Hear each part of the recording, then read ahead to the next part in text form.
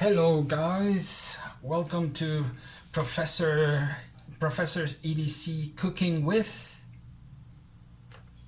the PM2. That's right. We're going to try this format and, well, not format, but rather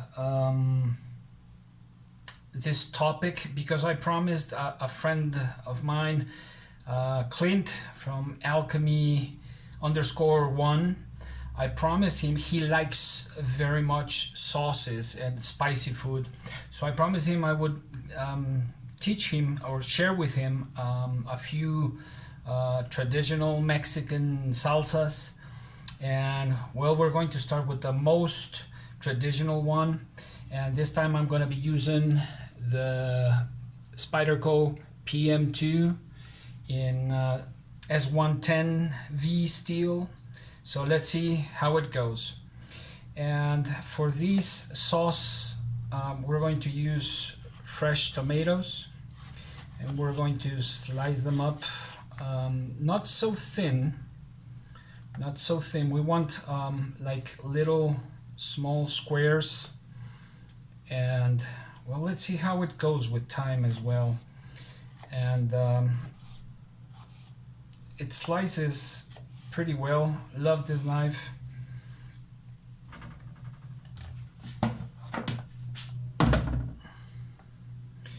And I'm going to, every time I make a sauce, I make more than enough for myself and to share, because I eat a lot of sauce, a lot of chili. Yeah, I really love it. And I love a good sauce when it's has to be hot, very hot, spicy, I mean.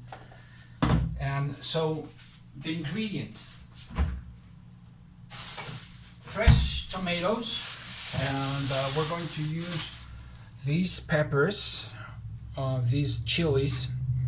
These are called in Mexico chile serrano, and these are the most common chilies you can find.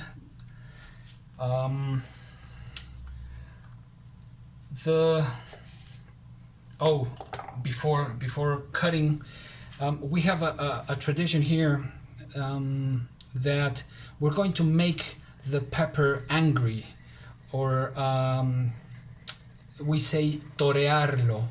So we grab the chili and we squish it and turn it around, and in this way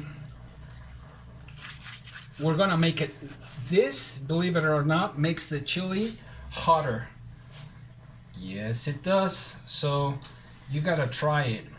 I also saw that Michael Christie also taking some pictures in Instagram, that he at least he posted some pictures of a lot of peppers in his Instagram. So if he likes hot sauces, then he will like this one. By the way, this sauce is called Pico De Gallo, and it's like the most common and typical sauce you can find anywhere, in a restaurant or in a place in the street of tacos, and it's just very common. So we're going to slice the peppers very well. We don't have to slice very little. The way we use it is rather some thick slices. Let's see this onion, how it goes. I think I'm out of camera. There we go. And we're going to use,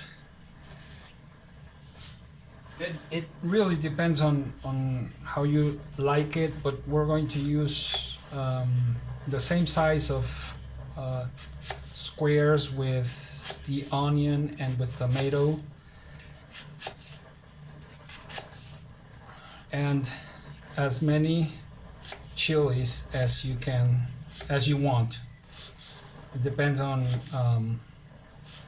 how you like it.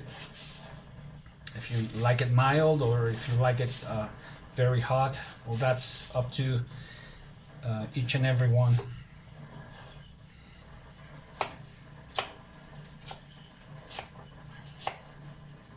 But we're gonna try and leave it in squares, rectangles, not too long, because the flavors have to really mix in as you taste it, as you eat it. This sauce also goes well with basically with anything, with scrambled eggs, with tacos, fish tacos, and asada tacos, of course. And it goes really well with something we call molletes, which is a piece of a bread, a piece of like baguette, and you fry that bread a little bit, and after frying it, you put beans, refried beans on the bread, and you cover the beans with some kind of cheese, Gouda I would suggest, and you can also put some chorizo or poblano peppers are also used, and or ham is also very common. And well, we can see that for food prep, as many of you already know, the PM2 is fantastic. It might lack sometimes a bit of size, of length, but it just goes very well in the kitchen, as well as an EDC. So for a camp knife, I think this is a fantastic knife, a folding knife. Of course, for a camp knife, I would use it as a secondary knife and a fixed blade as my primary knife. You can see more or less the size of the tomato that we are cutting. And let's see. We start mixing the ingredients. We need a lot of tomato, and need to make this a little bit faster so we won't take that much time.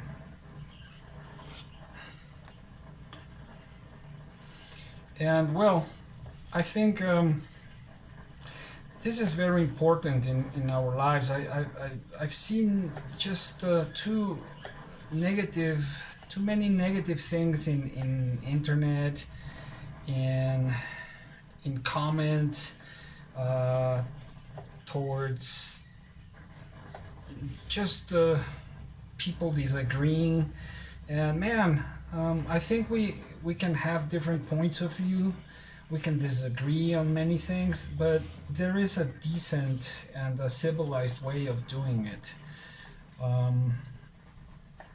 And why do I talk about this? Because I'm sharing this this recipe with an American friend, and I have no problems with that. And if he wants to, I might share some of my secret recipes, some of my secret salsas, which are very, very hot. I have a salsa that I invented, I don't know, some 15 years ago, 16 years ago. And it's a salsa with chile habanero. So this chile habanero is very hot, but it comes from Yucatan, and in Yucatan, which is a state of Mexico, they eat a lot of this pepper, and my family from my mother's side comes from there. So since I was very little, I was taught by my grandmother specifically to eat a lot of chili. She used to bite this chili, and that's how I learned to eat chili. What do we have here? Okay, we have something very important. This is cilantro, and we're going to add a little bit of cilantro. This I suggest you slice in a very little. Hold it tight so you can slice very little portions. You gotta be careful with cilantro because, well, I mean, in matters of flavor, cilantro has a very, very strong flavor. So you don't want an excessive amount. You do want a good amount of cilantro, but not that much, you know. Unless you really like it, then no problem. It's a good salsa. And as you can see, I do like cilantro, and I'm used to the flavor. So just you gotta be careful in the sense that what you like and the flavors that you're used to. And the final ingredient, well, we're going to use as well, we're going to put some salt, just normal salt. Mix it in, and then what comes next? The last ingredient, lemon or lime. I don't know, I think it's lemon, right? Well, you guys correct me down in the comments. Don't remember. So we're going to use a lot of lemon. I'm gonna go with lemon, okay? Put the cilantro aside. And this salsa may vary from region to region in my country. For example, the place where my mother, my grandmother, and that side of the family come from, it is called Ixnipec, and instead of using lemon, they use sour orange, which is a tree. It's not sweet orange like the name says. It's sour orange. I don't know if you have it in the US, but instead of using lemons, they use what they had in the time, which was exactly sour oranges. And instead of using serrano chilies, they used habanero, chile habanero. So we're going to finish with this lemon, and like I say, this is a very versatile sauce, because this goes even well with white rice, and just since they are chunks of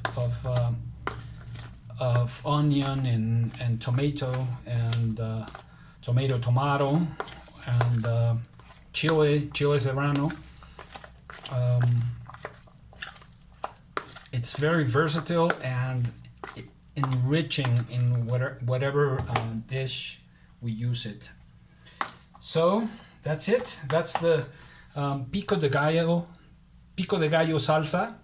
And Clint, my friend, I hope you like it. I hope you try it. And For anyone else who wants to try it, leave the comments below, see how it went, if it was hot or not. And well, we'll see if we make another sauce with a different blade next time. In the meantime, that was the PM2 making Pico De Gallo salsa. Okay, so you guys have a good one. Don't forget your homework. You know, remember, I'm Professor EDC, so gotta leave you some homework. And you guys have a good one. Take care. Bye.